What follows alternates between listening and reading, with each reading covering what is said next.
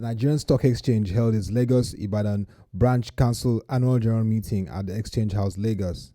It was presided over by the first Vice President of the NSE Council, Mr. Abiodun Ogunbanjo.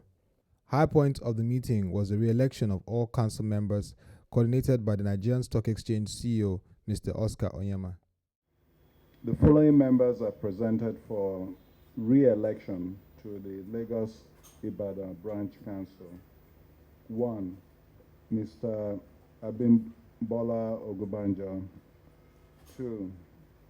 Golden Securities Limited, represented by Mr. Emmanuel Otwen. 3. Nigerian Stockbrokers Limited, represented by Mr. Bosun Adekoya. Mr. Abiodun Ogunbanjo speaks further on the Lagos Ibadan Zonal Branch Annual General Meeting, particularly the financial literacy programs and other key issues. As you can see that from the report, there's been a sustained improvement in performance as far as the financial literacy program is concerned. The investor complaints has also reduced drastically, and those complaints that have come in have been dealt with at the branch level expeditiously. So, of course, the branches are also affected by the economic terrain that we are currently witnessing in the country at the moment. So the branches are also affected by this. So I think that we're going to give more drive to the branches to see more business being driven through those branches for increased and better performance in the year to come. I think the exchange has taken several steps to improve investor confidence, and that has started to show, if not for the economic issues affecting the market performance. But I believe that traders are coming back, the foreign investors are looking and waiting to see the economic direction that the country is going to channel its policies to before returning back to the market. So it's a wait and see approach that investors are taking at the moment.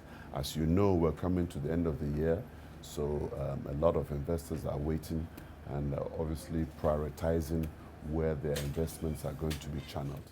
For Mr. Oscar Onyema, the CEO of the Nigerian Stock Exchange, it has been a step-by-step move to roll out the XGen platform across the branches and also boosting the operations. We've completed the rollout of XGen in Lagos and Abuja, and some of the next hub is Port Harcourt, and then we'll continue to do that.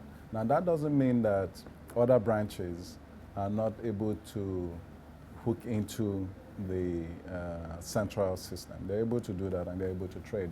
I would attribute the lower volumes that we're seeing to the impact of the economic shocks that we've seen, because the lower volumes are nationwide. So it's not just the branches that don't have XGen. So in Lagos itself, the volumes are down as compared to to the year before. Having said that, we're using our branches really for, in addition to trading, distribution of products, handling of complaints. So we actually deal with a lot of the up-country complaints at the branch level before they even get to the national level. Financial literacy program, I believe we conducted about 202 programs across the country, and about 40 of that was in the Lagos Ibadan Branch Council area, excluding Lagos. So those are some of the activities. Obviously, a quotation drive. We go out to talk to companies, up-country companies that we've identified as companies that might be able to list on the exchange.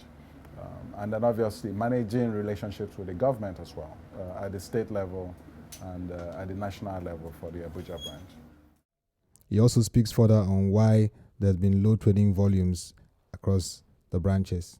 So the stock exchange has a very robust pipeline of companies, but companies want to list when they can get maximum valuation. So you have that balance. Companies need to raise funds. They want to list for various reasons, but they also want to maximize valuation for shareholders. And so with that type of balance, we're not seeing companies take the final step to actually list. And certainly you all understand the tough economic conditions under which we're operating. And it shows in the All Share Index, it shows in the market capitalization drop that we've seen this year in the marketplace. So with all of that said, we are working really to continue to partner with these companies to make sure we prepare them for listing. A lot of these companies have very solid products. The problem is this, in order for you to list, you must do certain preliminary things. You must convert to IFRS standard. That is a major hurdle for a lot of companies. You must become a PLC. You must have appropriate corporate governance in place because now you're going to public markets. And so it's no longer, it's not as easy as, you know. Now, having said that, we also believe that for the much smaller companies, we have to provide a window that will allow them to come in an entrepreneurial type board that nurtures them until they're able to come to the main board. And what we're trying to allude to is if we can create a process that allows for institutional investors who are considered to be more savvy investors and better positioned to take the risk of investing in these smaller companies, it might create a window that allows them to come to the market under lower standards, but limited to institutional and high net worth individuals. So we're still looking at it and trying to understand a model that might be suitable for Nigeria. But you know, our total posturing and positioning is really to support the government in executing its economic policies in such a way that it drives durable creation of wealth for investors in Nigeria.